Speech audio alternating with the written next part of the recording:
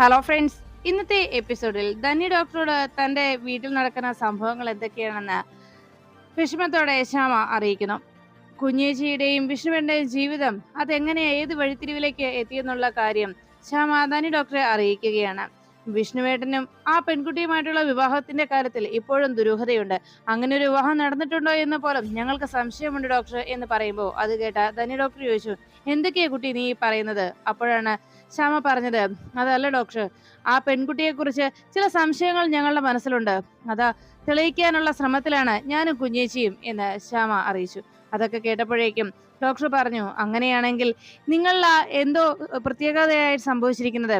നിങ്ങളിൽ ആരെയോ കൊലപ്പെടുത്താനായിട്ട് ഇന്ന് അവിടെ എത്തിയ ആരോ ശ്രമിച്ചിട്ടുണ്ട്, അത് തീർച്ചയാണ്. അല്ലെങ്കിൽ ഇങ്ങനെ ഒരു മാരകമായ വിഷം നിന്റെ ഉള്ളിൽ വരാനുള്ള സാധ്യതയില്ല എന്ന് ശ്യാമയോട് ഡോക്ടർ അറിയിച്ചു. അത് കേട്ടപ്പോഴേക്കും ശ്യാമ പറഞ്ഞു, അങ്ങനെയാണെങ്കിൽ ഇന്ന് വീട്ടിൽ നടന്ന ഫംഗ്ഷനിൽ പങ്കെടുക്കാനായി ഒത്തിരി പേർ വന്നിട്ടുണ്ട്. പിന്നെ കുഞ്ഞേച്ചിയുടെ ശത്രു ഉൾപ്പെടെ എന്ന് പറഞ്ഞതും ശത്രു എന്ന് കേട്ടതും ഉടനെ തന്നെ ഡോക്ടർ ചോദിച്ചു, സുസ്മിത? അത് കേട്ടപ്പോഴേക്കും ശ്യാമ പറഞ്ഞു, അല്ല സുസ്മിതയല്ല, സുസ്മിത ഇപ്പോൾ ജയിലിലാണ് ഡോക്ടർ. പക്ഷേ സുസ്മിതയുടെ ആത്മാർത്ഥ സുഹൃത്ത് എന്ന് വേണമെങ്കിൽ പറയാം, മധുശ്രീ എന്ന് പറയുന്നവൾ. അത് മാത്രമല്ല, അവൾ IAS അക്കാദമിയിൽ കുഞ്ഞേച്ചിയുടെ നേരെ അവൾ അന്നു മുതൽ ശത്രുതാ മനോഭാവത്തോടു കൂടി നീങ്ങിയവളാണ്. അതുകൊണ്ട് തന്നെ അവൾക്ക് അത്രയേറെ ശത്രുത കുഞ്ഞേച്ചിയോടുണ്ട്. അതുകൊണ്ട് കുഞ്ഞേച്ചിയെ തകർക്കാനായിട്ട് അവൾ എന്തിനും തയ്യാറായേക്കും എന്ന് പറഞ്ഞപ്പോ ഇത് കേട്ട ഉടനെ ശ്യാമ പറഞ്ഞു, അങ്ങനെയാണെങ്കിൽ ഇന്ന് അവിടെ ഇങ്ങനെ ഒരു പ്രവൃത്തി നടന്നതിന് പിന്നിൽ കൃത്യമായി സംശയിക്കപ്പെടേണ്ട ആളുകളിൽ ഒന്നാണ് വിഷ്ണുവേട്ടൻ വിവാഹം കഴിച്ചുകൊണ്ട് വന്ന കാർത്തികേയ എന്ന് പറയുന്ന പെണ്ണും അതുപോലെ തന്നെ മധുശ്രീയും. അവർ രണ്ടുപേരും ഇന്ന് ആ ഫംഗ്ഷനിൽ ഉണ്ടായിരുന്നു. അത് മാത്രമല്ല ഡോക്ടർ, ഇന്ന് അവിടെ അസ്വാഭാവികമായിട്ട് മറ്റു ചില സംഭവങ്ങൾ നടന്നിരുന്നു.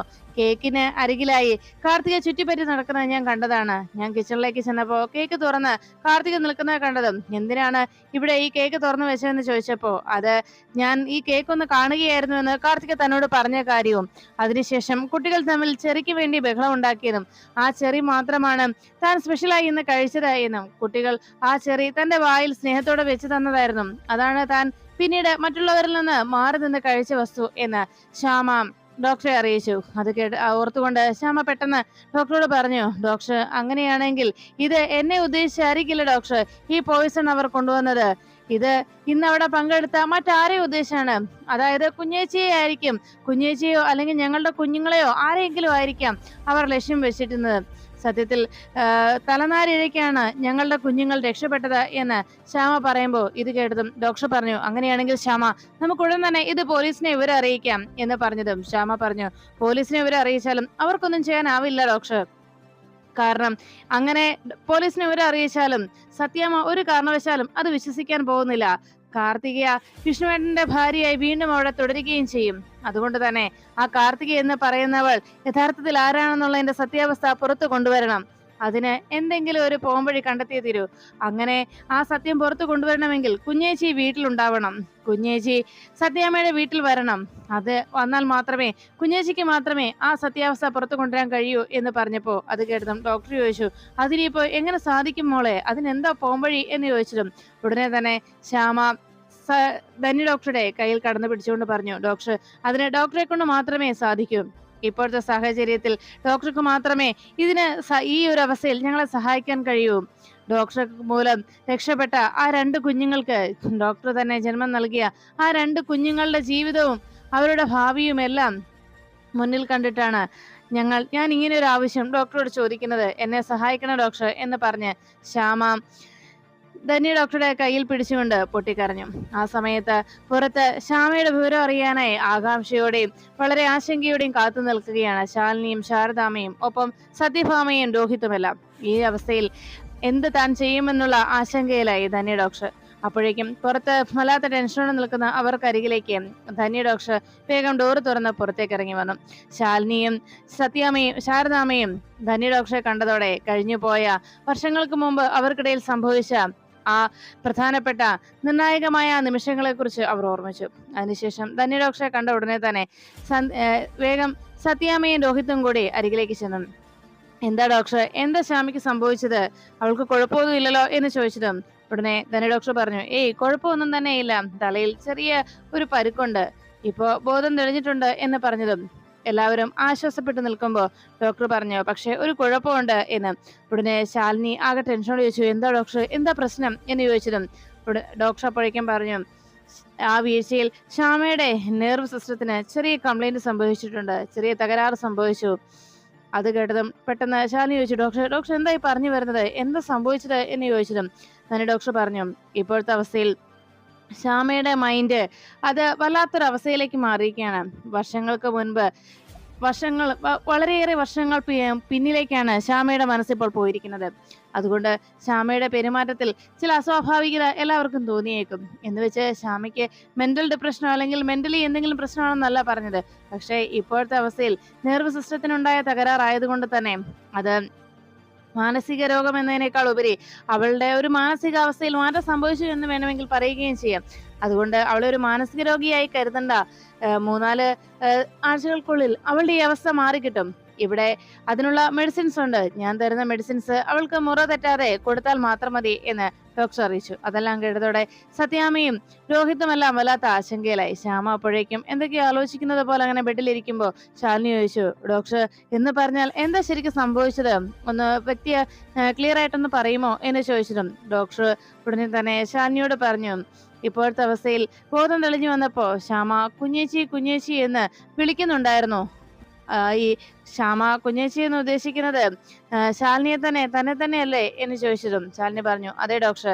അപ്പോഴേക്കും ഡോക്ടർ പറഞ്ഞു, എന്തായാലും ശാലിനിയെ തന്നെ എപ്പോഴും അരികിൽ കിട്ടാനായിട്ട് ശാലിനിയുടെ സാന്നിധ്യം വല്ലാതെ ശ്യാമ ഇപ്പോൾ ആഗ്രഹിക്കുന്നുണ്ടോ എന്ന് പറഞ്ഞതും സത്യഭാമ വല്ലാത്ത കോപത്തിലായി. ഉടനെ ഡോക്ടറോട് സത്യഭാമ ചോദിച്ചു, ഡോക്ടർ ഞങ്ങൾക്കിപ്പോ ശ്യാമയെ കാണാൻ പറ്റുമോ എന്ന് ചോദിച്ചതും കാണാം, അതിന് കുഴപ്പമൊന്നുമില്ല. പക്ഷെ അവളുടെ മനസ്സിനെ വേദനിപ്പിക്കുന്ന രീതിയിലോ അവളെ പ്രകോപിപ്പിക്കുന്ന രീതിയിലോ എന്തെങ്കിലും സംസാരമോ പ്രവൃത്തിയോ നിങ്ങളുടെ ആരുടെയും ഭാഗത്തു നിന്നുണ്ടാകരുത്. ഞാൻ പറഞ്ഞത് ഓർമ്മയുണ്ടല്ലോ, അവളെ അത് കൂടുതൽ വയലന്റ് ആക്കിയേക്കും. അതുകൊണ്ട് തന്നെ വളരെ സൂക്ഷിച്ചു വേണം നിങ്ങൾ ഇടപെടാൻ. നിങ്ങളിപ്പോൾ കാണാൻ പോകുന്നത് നേരത്തെ കണ്ട ആ പഴയ ശ്യാമയല്ല, മറിച്ച് വർഷങ്ങൾ പിന്നിലേക്ക് പോയ അന്നത്തെ ഒരു കൊച്ചു കുട്ടികളെ പോലെ പെരുമാറുന്ന ഒരു ശ്യാമയാണ് ഇപ്പോൾ നിങ്ങൾ കാണുന്നത്. ഞാൻ പറഞ്ഞത് മനസ്സിലായല്ലോ എന്ന് ചോദിച്ചിട്ടും സത്യഭാമ മനസ്സിലായി എന്ന് സമ്മതിച്ചു. അപ്പോഴേക്കും ശാലിനിയെ നോക്കി ഡോക്ടർ ഒന്ന് പുഞ്ചിരിച്ചിട്ട് എല്ലാവരോടും അകത്തേക്ക് വരാനായി പറഞ്ഞു. അപ്പോഴേക്കും ശാലിനി വളരെ പ്രതീക്ഷയോടെയും എന്താണ് സംഭവിച്ചെന്നറിയാനായി വേഗം ശാരദാമ്മയും ശാലിനിയും കൂടി അകത്തേക്ക് കയറി. പുറത്തു നിന്ന രോഹിത്തിനെ നോക്കി സത്യമ്മ പറഞ്ഞു, വാടാ എന്ന് പറഞ്ഞ് സത്യമ്മ രോഹിത്തിനെയും വിളിച്ചുകൊണ്ട് അകത്തേക്ക് പോകുന്നു. ശ്യാമ വല്ലാത്ത ടെൻഷനോട് അങ്ങനെ ഇരിക്കുമ്പോൾ അകത്തേക്ക് കയറി വരുന്ന തന്നെ ഡോക്ടറെ പിന്നാലെ വരുന്ന ശാലിനിയെയും ശാരദാമ്മയും ശ്യാമ കാണുന്നു. ഉടനെ തന്നെ ശാലിനി അരികിലേക്ക് വന്നതും ശ്യാമ വല്ലാത്ത സന്തോഷത്തിലായി. കുഞ്ഞേച്ചി എന്ന് വിളിച്ച് ശ്യാമ വേഗം ഞെട്ടലോടെ ശാലിനി അരികിലേക്ക് പിടിപ്പിച്ചു. എന്റെ കുഞ്ഞേച്ചി വന്നല്ലോ, കുഞ്ഞേച്ചി എന്ന് വിളിച്ച് ശ്യാമ ശാലിനിയെ ചേർത്ത് പിടിച്ചു. അപ്പോഴേക്കും മോളെ ശ്യാമ എന്ന് വിളിച്ച് സത്യഭാമ ശ്യാമയുടെ ദേഹത്ത് കൈവച്ചതും സത്യാമ്മയുടെ കൈ തട്ടി മാറ്റി ശ്യാമ ശാലിനിയുടെ നെഞ്ചിലേക്ക് ചേർന്നു. കുഞ്ഞേച്ചി എന്നെ വിട്ട് എങ്ങോട്ടും പോവല്ലേ, എന്റെ അടുത്ത് തന്നെ ഉണ്ടാകണേ കുഞ്ഞേച്ചി എന്ന് പറഞ്ഞ് ശ്യാമ വളരെ വെപ്രാളപ്പെട്ട് ശാലിനിയോട് സംസാരിച്ചു. ശാലിനിയുടെ അവസ്ഥ കണ്ട് ശാലിനിക്കൊന്നും മിണ്ടാനാകാതെ മോളെ ശ്യാമേ എന്ന് വിളിച്ചതും ശാരദാമ്മ ശ്യാമയുടെ കയ്യിൽ പിടിച്ചപ്പോഴേക്കും ശാരദാമ്മയുടെ കൈയും ശ്യാമ തട്ടിമാറ്റുന്നു. കുഞ്ഞേച്ചി എനിക്ക് പേടിയെ കുഞ്ഞേച്ചി എന്റെ അടുത്തൊന്ന് പോകല്ലേ എന്ന് പറയുമ്പോൾ രോഹിത്ത് വന്ന് ശ്യാമയുടെ ദേഹത്ത് തൊട്ടു. ശ്യാമേ എന്ന് തോളിൽ തട്ടി വിളിച്ചതും രോഹിത്തിന്റെ കൈയും ശ്യാമ തട്ടിമാറ്റി. എന്നിട്ട് ശാലിനിയോട് പറഞ്ഞു, കുഞ്ഞേച്ചി എന്നെ നോക്കാതിരുന്നത് കൊണ്ടല്ലേ ഞാൻ വീണത്, കുഞ്ഞേച്ചി എന്റെ കൂടെ ഉണ്ടാവണേ എന്ന് പറഞ്ഞപ്പോ ആ കാഴ്ച കണ്ട് സത്യഭാമ ഡോക്ടറോട് ചോദിച്ചു, ഡോക്ടർ ശ്യാമ എന്ന് പറഞ്ഞതും ഞാൻ പറഞ്ഞില്ലേ സത്യമേ, ശ്യാമയുടെ മനസ്സിന്റെ ഇപ്പോഴത്തെ കണ്ടീഷൻ എങ്ങനെയാണ് എന്ന്. അതുകൊണ്ട് തന്നെ ശ്യാമയുടെ മനസ്സിനെ വേദനിപ്പിക്കുന്ന രീതിയിലുള്ള പ്രവൃത്തികളോ സംസാരങ്ങളോ നിങ്ങളുടെ ഭാഗത്തു നിന്നും ഉണ്ടാകരുത്. 1-2 ആഴ്ച അല്ലെങ്കിൽ 2-3 ആഴ്ച, അതിൽ കൂടുതൽ ഇത് പോകുന്നു വരില്ല. 2-3 ആഴ്ചത്തേക്ക് ചിലപ്പോൾ ശ്യാമയുടെ ഈ ഒരു കണ്ടീഷൻ ഇതുപോലെ നിലനിൽക്കും. ഇപ്പോൾ ശ്യാമ ഏറ്റവും കൂടുതൽ ആഗ്രഹിക്കുന്നത് ശാലിനിയുടെ സാന്നിധ്യമാണ്. ഏത് പ്രതിസന്ധിയിലും ഏത് പ്രശ്നങ്ങളിലും ശ്യാമയെ സഹായിക്കാനും ശ്യാമയെ സംരക്ഷിക്കാനും അവൾക്കരികിലേക്ക് ഓടിയെത്തുന്നത് അവളുടെ കുഞ്ഞേച്ചി മാത്രമാണ്. അതുകൊണ്ട് തന്നെ അവളുടെ കുഞ്ഞേച്ചി ഇല്ലാത്ത ഒരു നിമിഷം അവൾക്ക് ചിന്തിക്കാനാവില്ല. അതുകൊണ്ട് എന്ത് പ്രശ്നം അവൾ നേരിട്ടാലും അവൾക്ക് ആശ്രയം അവളുടെ കുഞ്ഞേച്ചി മാത്രമേ ഉള്ളെന്നാണ് അവളുടെ മനസ്സിന്റെ അവസ്ഥ. അതുകൊണ്ടാണ് ഇപ്പോൾ ശാലിനി എപ്പോഴും അരികിൽ വേണമെന്ന് അവൾ ആഗ്രഹിക്കുന്നത്. ഈ ഒരു കണ്ടീഷനിൽ ശാലിനി എപ്പോഴും ശ്യാമയ്ക്ക് അരികിലുണ്ടാവണം. എന്തിനും ഏതിനും അവൾ ശാലിനിയിലേക്കാണ് ആശ്രയമായി ഓടിയെത്തുക. ശാലിനി അവൾക്ക് എപ്പോഴും സംരക്ഷണം നൽകുന്നു എന്നൊരു ചിന്തയാണ് അവളുടെ മനസ്സിൽ ഇപ്പോൾ ഉള്ളത്.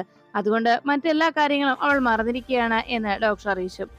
അപ്പോഴേക്കും ശാലിനിയെ നോക്കി ശ്യാമ വീണ്ടും ചോദിച്ചു, കുഞ്ഞേച്ചി കുഞ്ഞേച്ചി പറ, കുഞ്ഞേച്ചി എന്നെ വിട്ടു പോവോ, എന്നെ വിട്ടു പോവോ കുഞ്ഞേച്ചി എന്ന് വീണ്ടും വീണ്ടും ശ്യാമ ചോദിച്ചുകൊണ്ടിരുന്നു.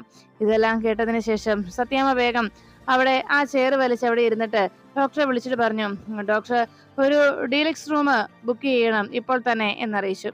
അപ്പോഴേക്കും ആകെ ടെൻഷനിലായി എല്ലാവരും.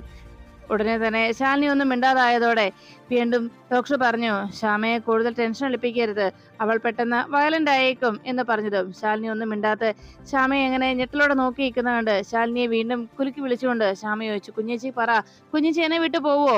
അപ്പോഴേക്കും ശാലിനി പറഞ്ഞു, ഇല്ല ഇല്ല മോളെ, കുഞ്ഞേച്ചി എപ്പോഴും മോളോടൊപ്പം ഉണ്ടാകും എന്ന് മറുപടി നൽകി. അത് കേട്ടതോടെ ശ്യാമയ്ക്ക് വലിയ ആശ്വാസമായി. കുഞ്ഞേച്ചി എപ്പോഴും എൻ്റെ കൂടെ ഉണ്ടാവണം, അതാ എനിക്കും വേണ്ടത്, കുഞ്ഞേച്ചി എങ്ങും പോകരുത് കേട്ടോ, എൻ്റെ കൂടെ എപ്പോഴും വേണേ എന്ന് പറഞ്ഞ് ശ്യാമ ശാലിനിയുടെ കയ്യിൽ മുറുകെ പിടിച്ചുകൊണ്ട് ശാലിനിയെ ചേർന്ന് കെട്ടിപ്പിടിച്ചങ്ങനെ ശ്യാമയിരുന്നു. ഇത് കണ്ടപ്പോഴേക്കും പെട്ടെന്ന് ശ്യാമയെ അവിടെ ഡിസ്ചാർജ് ചെയ്യാതെ അവിടെ തന്നെ അഡ്മിറ്റ് ആകുന്നു എന്നുള്ള ചിന്തയിൽ ഡീലക്സ് റൂം ബുക്ക് ചെയ്യാനായി സത്യാമ്മ ആവശ്യപ്പെട്ടതിന് മറുപടിയായിട്ട് ഡോക്ടർ പറഞ്ഞു, അതിന് ഇവിടെ തന്നെ ട്രീറ്റ്മെന്റ് തുടരണമെന്ന് ഇല്ല സത്യാമ്മേ, ഇവിടെ പ്രത്യേകിച്ച് യാതൊരു ട്രീറ്റ്മെന്റിന്റെ ആവശ്യമില്ല, ഞാൻ തരുന്ന മെഡിസിൻസ് മുറ തെറ്റാതെ കൊടുത്താൽ മതി ശ്യാമയ്ക്ക്, പിന്നെ ശാലിനി അരികിൽ ഉണ്ടാകണമെന്ന് മാത്രമേ ഉള്ളൂ ശ്യാമയ്ക്ക്, മെന്റൽ സ്ട്രെസ് ഒരു കാരണവശാലും ശ്യാമയ്ക്ക് ഉണ്ടാകരുത് എന്നറിയിച്ചു. അത് കേട്ടപ്പോഴേക്കും രോഹിത് ചോദിച്ചു, അപ്പോ ഇപ്പൊ തന്നെ ഡിസ്ചാർജ് ചെയ്യുകയാണോ എന്ന് ചോദിച്ചതും, അതെ, IP ഇവിടെ രജിസ്റ്റർ ചെയ്തിട്ടില്ലല്ലോ, അതുകൊണ്ട് ഇവിടെ പ്രത്യേകിച്ച് യാതൊരു കാര്യങ്ങളും ഇനി ഇവിടെ ചെയ്യേണ്ടതായിട്ടില്ല, അതുകൊണ്ട് നിങ്ങൾക്ക് ഇപ്പോൾ തന്നെ ബില്ലടിച്ച് പോകാം എന്ന് പറഞ്ഞു. അപ്പോഴേക്കും രോഹിത് ശ്യാമ എന്ന് വിളിച്ച് ശ്യാമയുടെ ദേഹത്തേക്ക് പിടിച്ചതും പെട്ടെന്ന് രോഹിത്തിനെ ശ്യാമ തള്ളിമാറ്റി.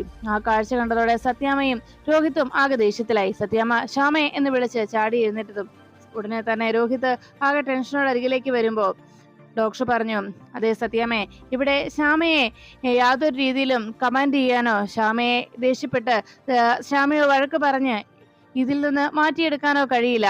പക്ഷേ ഒരു കാര്യം മാത്രമേ ഉള്ളൂ, ശ്യാമയുടെ ഇപ്പോഴത്തെ മാനസികാവസ്ഥയിൽ ശ്യാമ തള്ളിയിട്ടതോ ശ്യാമയുടെ ദേഹത്ത് തൊടാൻ വന്ന് ശ്യാമയുടെ ഭർത്താവ് രോഹിത്താണെന്നോ എന്നൊരു ചിന്ത ശ്യാമയുടെ മനസ്സിലില്ല.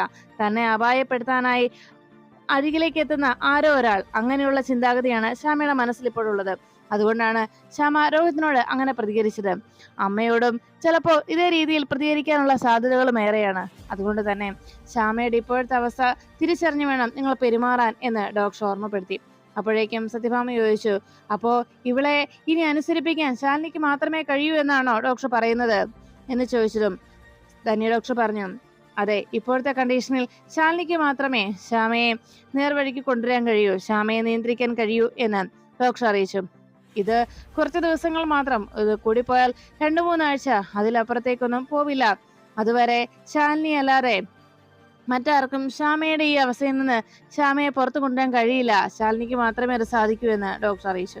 അത് കേട്ടതോടെ സത്യാമ്മയും മറ്റെല്ലാവരും ആകെ ടെൻഷനിലായി.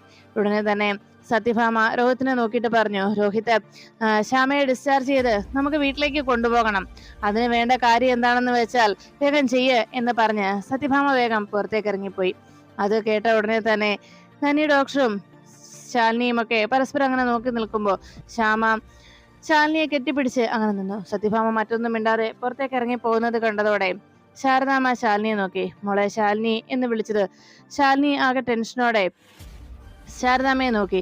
അപ്പോഴേക്കും മോളെ നീ പറ, നമുക്ക് പോകാം എന്ന് പറഞ്ഞതും ഡോക്ടർ അരികിലേക്ക് എത്തി പറഞ്ഞു, അതെ ശാലിനി, ഇനിയിപ്പോ ശ്യാമയുടെ ഇപ്പോഴത്തെ കണ്ടീഷനിൽ ശ്യാമയെ രക്ഷിക്കാൻ ശാലിനിക്ക് മാത്രമേ കഴിയൂ എന്ന് ഡോക്ടർ ഓർമ്മപ്പെടുത്തിയതും ശാരദാമ്മ പറഞ്ഞു, എടിമോളെ, സത്യാമ്മ ആവശ്യപ്പെട്ടത് അത് തന്നെയാണ്, സത്യാമ്മ രോഹിത്തിനോട് പറഞ്ഞതും നീ കൂടെ ചെല്ലാൻ തന്നെയാണ്, സത്യാമ്മയ്ക്ക് അതൊരിക്കലും നിന്നോട് തുറന്നു പറയാനാവില്ല എന്ന് പറഞ്ഞപ്പോ ഉടനെ രോഹിത് പറഞ്ഞു, അതെ ശാലിനി, സത്യാമ്മയുടെ മനസ്സ് എനിക്ക് മനസ്സിലാക്കാൻ കഴിയും, സത്യാമ്മയുടെ മനസ്സ് എനിക്കറിയാം, അത് തന്നെയാണ് സത്യാമ്മ ആവശ്യപ്പെട്ടത്, ശാലിനി ശ്യാമയും കൂട്ടി നേരെ വീട്ടിലേക്ക് വരാനെന്നാണ് എന്ന് പറഞ്ഞതും ശാലിനി ഉടനെ ശ്യാമയെ വിളിച്ചിട്ട് ചോദിച്ചു, മോളെ നമുക്ക് വീട്ടിലേക്ക് പോയാലോ എന്ന് ചോദിച്ചതും ശാലിനിയോട് ശ്യാമ ചോദിച്ചു, കുഞ്ഞേച്ചി ഉണ്ടല്ലോ കൂടെ, കുഞ്ഞേച്ചി വരുമല്ലോ എന്ന് പറഞ്ഞതും ഉടനെ ശ്യാമയോട് ചോദ്യം കേട്ട് ശാലിനി പറഞ്ഞു, എടി മോളെ അത് എന്ന് പറഞ്ഞ് ശാലിനി ആകെ ടെൻഷനോട് നിന്നതും ശാരദാമ്മ അരികിലേക്ക് എന്നിട്ട് പറഞ്ഞു, എടി മോളെ, സത്യാമ്മ ആവശ്യപ്പെട്ടതും അത് തന്നെയാ, സത്യാമ്മ അത് തുറന്നു പറഞ്ഞില്ലെന്നേ ഉള്ളൂ.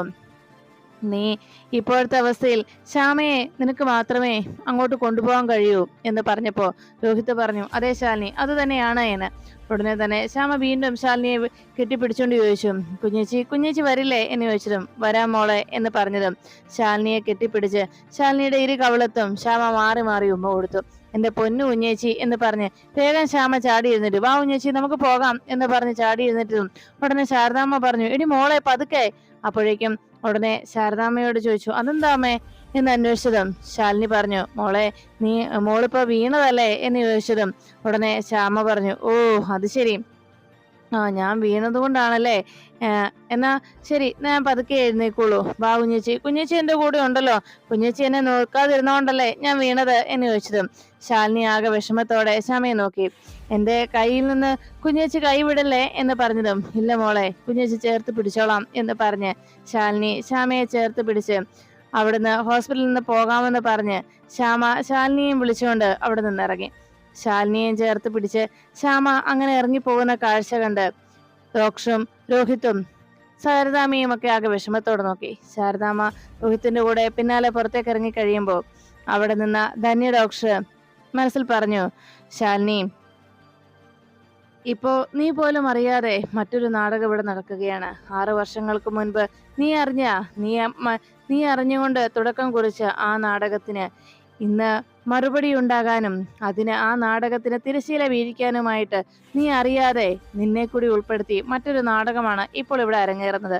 അതിൽ നിനക്ക് മാത്രമേ എല്ലാം ആ പഴയ അവസ്ഥയിലേക്ക് എത്തിക്കാനും എല്ലാം ശുഭകരമായി അവസാനിപ്പിക്കാനും കഴിയും. അതിന് എല്ലാവിധ ഭാവുകങ്ങളും ആശംസകളും നേരുകയാണ് നിനക്ക് ഈ ചേച്ചി എന്ന് ധന്യ ഡോക്ടർ മനസ്സിൽ പറഞ്ഞുകൊണ്ട്, ഒരു ഡോക്ടർക്ക് പറ്റിയ പ്രവൃത്തിയല്ല, ഒരു ഡോക്ടറുടെ എത്തിക്സിനെ ഒരിക്കലും അംഗീകരിക്കുന്ന കാര്യവുമല്ല, പക്ഷേ എന്തായാലും നന്മയ്ക്ക് വേണ്ടിയും നല്ലതിനു വേണ്ടിയും ആയതുകൊണ്ട് തന്നെ ഞാൻ ഈ ഒരു പ്രവൃത്തിക്ക് കൂട്ടുനിൽക്കുന്നു എന്ന് ധന്യ ഡോക്ടർ മനസ്സിൽ ശാലിനിക്ക് എല്ലാ ഭാവുകങ്ങളും നേരുന്നു. പിന്നീട് കാണുന്നത് വിഷ്ണു ആകെ ടെൻഷനോടെ ആ വരാന്തയിലൂടെ നടക്കുന്നത് കണ്ട് കാർത്തിക് അരികിലേക്ക് എത്തി ചോദിച്ചു, വിഷ്ണുവേട്ടൻ ഇങ്ങനെ നടക്കുന്നത് എന്തിനാണ്? ഡോക്ടർ റെസ്റ്റ് എടുക്കാനല്ലേ പറഞ്ഞത് എന്ന് ചോദിച്ചത്. കാർത്തികയുടെ ചോദ്യം കേട്ട് വിഷ്ണു പറഞ്ഞു, ശ്യാമ അങ്ങനെ വീഴാനുള്ള കാരണം എന്താണെന്ന് എത്ര ആലോചിച്ചിട്ടും മനസ്സിലാകുന്നില്ല. അവിടെ സ്റ്റെയറിനരികിൽ വെള്ളമോ എണ്ണയോ എന്തെങ്കിലും ഉണ്ടോ എന്ന് പൊന്നി ഒത്തിരി പരിശോധിച്ചു, പക്ഷെ ഒന്നും തന്നെ അവിടെ നിന്ന് കണ്ടെത്താൻ കഴിഞ്ഞില്ല എന്ന് പറഞ്ഞപ്പോ കാർത്തിക പറഞ്ഞു, അത് ശ്യാമ തലചുറ്റി വീണത്, അല്ലാതെ വേറൊന്നുമില്ല എന്ന് പറഞ്ഞതും ഉടനെ തന്നെ വിഷ്ണു ചോദിച്ചു, തലചുറ്റി വീണെന്നോ? അതെന്താ തനിക്കത്ര ഉറപ്പ് പറയാൻ എന്ന് ചോദിച്ചപ്പോ കാർത്തിക പറഞ്ഞു, അല്ല, ബോധം കെട്ട് വീണതല്ലേ, അതുകൊണ്ടാണ് ഞാൻ പറഞ്ഞത്, തലയിടിച്ചല്ലേ വീണത്, അപ്പോ തല കറങ്ങാതെ അങ്ങനെ സംഭവിക്കില്ലല്ലോ എന്ന് കാർത്തിക അറിയിച്ചു. ഇതിനിടയിൽ കാർത്തിക ആലോചിച്ചു, അല്ല, ശ്യാമയ്ക്ക് ഡിസ്ചാർജ് ആയെങ്കിൽ എങ്ങനെ അത് സംഭവിച്ചു? ശ്യാമയ്ക്ക് അപ്പൊ കുഴപ്പമൊന്നുമില്ലേ? ആ ക്യാപ്സൂള് ശ്യാമ കഴിച്ചിട്ട് വേറെ പ്രശ്നങ്ങളൊന്നും ശ്യാമയ്ക്ക് ഉണ്ടായിട്ടില്ലേ? മധുശ്രീ അവളെന്നെ വെറുതെ ഭയപ്പെടുത്തിയതായിരിക്കുമോ എന്നെല്ലാം കാർത്തിക അങ്ങനെ ആലോചിച്ചു വന്നു. അപ്പോഴാണ് കാർത്തികയും വിഷ്ണുവും കൂടി സംസാരിക്കുന്നത് കണ്ട് അവിടേക്ക് രാഘവൻ നായർ ഇറങ്ങി വന്നത്. ഉടനെ തന്നെ കാർത്തികയോട് വിഷ്ണു മറുപടി പറഞ്ഞു, എന്താ സംഭവിച്ചെന്നറിയില്ല, ഉടനെ തന്നെ ഇവിടേക്ക് എത്തുമെന്നാണ് രോഹിത് വിളിച്ചപ്പോ പറഞ്ഞത്. ശ്യാമയെ പരിശോധിച്ചൊരു ഡോക്ടർ എന്താ പറഞ്ഞത് എന്ന് ചോദിച്ചപ്പോ പെട്ടെന്ന് വിഷ്ണു പറഞ്ഞു, അവരിപ്പോ എത്തും. അപ്പോഴാണ് രാഘവൻ നായർ വിളിച്ചു ചോദിച്ചത്, എനിക്ക് അങ്ങോട്ട് വരാവല്ലോ അല്ലേ എന്ന് ചോദിച്ചപ്പോ വിഷ്ണു വേഗം രാഘവൻ നായർ അരികിലേക്ക് എത്തി ചോദിച്ചു, എന്താ അച്ഛനെന്താ അങ്ങനെ ചോദിച്ചത്? അപ്പോഴേക്കും ഉടനെ രാഘവൻ നായർ പറഞ്ഞു, അല്ല, നിങ്ങൾ ഭാര്യ ഭർത്താക്കന്മാർ തമ്മിൽ ഇങ്ങനെ കിന്നാരം പറഞ്ഞുകൊണ്ടിരിക്കുന്ന നേരത്ത് നിങ്ങൾ തമ്മിൽ സംസാരിച്ചുകൊണ്ടിരിക്കുന്നതിനിടയിൽ ഞാനൊരു കട്ടൂറും പാകണ്ട എന്ന് കരുതി ചോദിച്ചതാണ് എന്ന് പറഞ്ഞതും ഉടനെ വിഷ്ണു, ഞങ്ങൾ ശ്യാമയെ കുറിച്ച് സംസാരിക്കുകയായിരുന്നു എന്ന് രാഘവൻ നായരോട് മറുപടി നൽകി. അപ്പോഴേക്കും വിഷ്ണുവിനോട് രാഘവൻ നായർ ദേഷ്യത്തോടെ ചോദിച്ചു, ശ്യാമയെ കുറിച്ച് ഇവളോട് സംസാരിക്കാൻ ഇവൾ ആരാടാ നിന്റെ എന്ന് രാഘവൻ നായർ ചോദിച്ചതും ഉടനെ തന്നെ രാഘവൻ നായരുടെ ചോദ്യം കേട്ട് ഞെട്ടിത്തെറിച്ച് വിഷ്ണുവും കാർത്തികൻ നോക്കി. അപ്പോഴേക്കും രാഘവൻ നായർ പറഞ്ഞു, അതെ, മഹാലക്ഷ്മിയെ പടിയിറക്കി മൂർത്ത ഭഗവതിയെ കുടി പാർപ്പിച്ചിരിക്കുകയല്ലേ, ഇതിലപ്പുറവും സംഭവിച്ചില്ലെങ്കിലല്ലേ അത്ഭുതമുള്ളൂ എന്ന് പറഞ്ഞ് രാഘവൻ നായർ ദേഷ്യത്തോടെ അവിടെ നിന്ന് മാറി. അത് കേട്ടതും കാർത്തിക ആകെ ദേഷ്യത്തോടെ രാഘവൻ നായർ അങ്ങനെ നോക്കി നിൽക്കുമ്പോൾ പെട്ടെന്ന് ഗേറ്റ് കടന്ന് അവിടേക്ക് സത്യഭാമയുടെയും രോഹിത്തിന്റെയും കാർ വന്നു. അപ്പോഴേക്കും പിള്ളാച്ചനും പൊന്നിയും ഒക്കെ പുറത്തേക്ക് ഇറങ്ങി. കാറിൽ നിന്ന് സത്യഭാമയും രോഹിത്തും മാത്രം പുറത്തേക്ക് ഇറങ്ങി. എല്ലാവരും ആകെ ടെൻഷനിലായി. കൂടെ ശ്യാമയെ കാണാത്തത് കൊണ്ട് ആകെ സംശയത്തോടെ എല്ലാവരും നോക്കി. രാഘവൻ നായർ ശ്യാമ മോൾ എവിടെ എന്നിങ്ങനെ ചോദിച്ചുകൊണ്ട് നിന്നത് സത്യഭാമയും രോഹിത്തും ഒന്നും മിണ്ടാതെ നിൽക്കുമ്പോൾ പെട്ടെന്ന് ഗേറ്റ് കടന്ന് ജില്ലാ കളക്ടറിന്റെ കാറ് കൂടി ആ വീട്ടുപടിക്കലേക്ക് വന്നു. കാറിൽ നിന്ന് ശാലിനിയും ഒപ്പം ശാരദാമ്മയും കൂടി പുറത്തേക്ക് ഇറങ്ങി. ശാലിനി മുറ്റത്തേക്ക് ഇറങ്ങി നിൽക്കുന്നത് കണ്ടതോടെ കാർത്തിക ആകെ ടെൻഷനിലായി. ദൈവമേ, അവള് ക്യാപ്സൂളിന്റെ കാര്യം കണ്ടെത്തി കാണുമോ? അത് ചോദ്യം ചെയ്യാനും അതിന്റെ സത്യാവസ്ഥ കണ്ടുപിടിക്കാനുമായിട്ടായിരിക്കും അവള് വന്നത്. ഇനി ഇവക്ക് പിന്നാലെ പോലീസും എത്തുവോ എന്നൊക്കെ കാർത്തിക ആശങ്കപ്പെട്ടു നിന്നു. അപ്പോഴേക്കും ശാലിനി വന്നിറങ്ങി നിൽക്കുന്ന കാഴ്ച കണ്ടതോടെ വിഷ്ണുവിനും പിള്ളേച്ചനും രാഘവൻ നായർക്കും പൊന്നിക്കുമൊക്കെ വലിയ സന്തോഷമായി. അങ്ങനെ അവർ പുഞ്ചിരിയോടൊന്നു അവരെ ശാലിനിയെ സ്വീകരിച്ചു നിൽക്കുമ്പോൾ കാർത്തിക വല്ലാത്ത ഭയത്തോടെ ആശങ്കയോടെ നോക്കി. അപ്പോഴാണ് കാറിൽ നിന്ന് ശാരദാമ്മയും പുറത്തേക്ക് ഇറങ്ങിയത്. അങ്ങനെ അവർ രണ്ടുപേരും കൂടി മുറ്റത്തേക്ക് ഇറങ്ങി നിൽക്കുമ്പോൾ ശ്യാമയെ നോക്കി ശാലിനി ഇറങ്ങി വാ മോളെ എന്ന് വിളിച്ചു. ശ്യാമ വളരെ പുഞ്ചിരിയോടെ കാറിൽ നിന്ന് പുറത്തേക്ക് ഇറങ്ങി. എല്ലാവരും ആകെ അതിശയത്തോടെ നോക്കുമ്പോൾ ശ്യാമ ഡോറ് തുറന്ന് പുറത്തേക്ക് വന്നത് എല്ലാവരെയും ഒന്നുകൂടി ഒന്നും മനസ്സിലാകാത്തതുപോലെ ശ്യാമ ചുറ്റുപാടുമെല്ലാം നോക്കുന്നു. ആ സമയത്ത് എന്താ ശ്യാമയ്ക്ക് സംഭവിച്ചെന്ന് മനസ്സിലാതെ എല്ലാവരും നോക്കുമ്പോൾ ശാലിനി ശ്യാമയോട് വാ എന്ന് പറഞ്ഞ് അകത്തേക്ക് വിളിച്ചു. ശ്യാമ നടക്കാൻ തുടങ്ങിയതും പെട്ടെന്ന് വീഴാൻ തുടങ്ങിയ നേരം ശ്യാമ ശാലിനിയെ താങ്ങിയതും ശാലിനി ശ്യാമയെ ചേർത്ത് പിടിച്ചു. കുഞ്ഞേച്ചി എന്നെ നോക്കാതിരുന്നത് കൊണ്ടാണല്ലേ ഞാൻ വീണത് എന്ന് ഇതുപോലെയാണല്ലേ ഞാൻ വീണത് എന്ന് ശ്യാമ ചോദിച്ചപ്പോ വിഷ്ണുവിനും രാഘവൻ നായർക്കും ആകെ ഞെട്ടലുണ്ടായി. കൊച്ചുകുട്ടികൾ സംസാരിക്കുന്നത് പോലെയുള്ള ശ്യാമയുടെ സംസാരം കേട്ട് ഉടനെ തന്നെ ശ്യാമ പറഞ്ഞു, കുഞ്ഞേച്ചി എന്റെ കൈ മുറുകെ പിടിച്ചോണേ എന്ന് പറഞ്ഞ് ശ്യാമ ശാലിനിയുടെ കൈ അങ്ങനെ ചേർത്ത് പിടിക്കുന്നത് കണ്ടതോടെ ഒരു കൊച്ചുകുട്ടിയുടെ മാനസികാവസ്ഥയിലും സംസാരത്തിലും ശൈലിയിലും ഒക്കെയുള്ള ശ്യാമയുടെ പെരുമാറ്റവും മുമ്പ് തനിക്ക് യാതൊരു പരിചയമില്ലാത്തൊരു വീടെന്ന രീതിയിൽ അവിടെയുള്ള എല്ലാവരെയും നോക്കുകയും ആ ചുറ്റുപാട് മുഴുവൻ നോക്കുകയും ചെയ്യുന്നതോടെ ആ കാഴ്ച കണ്ട് എന്താ ശ്യാമയ്ക്ക് സംഭവിച്ചെന്നറിയാതെ എല്ലാവരും ഞെട്ടലോടെ നോക്കി നിൽക്കുന്നു.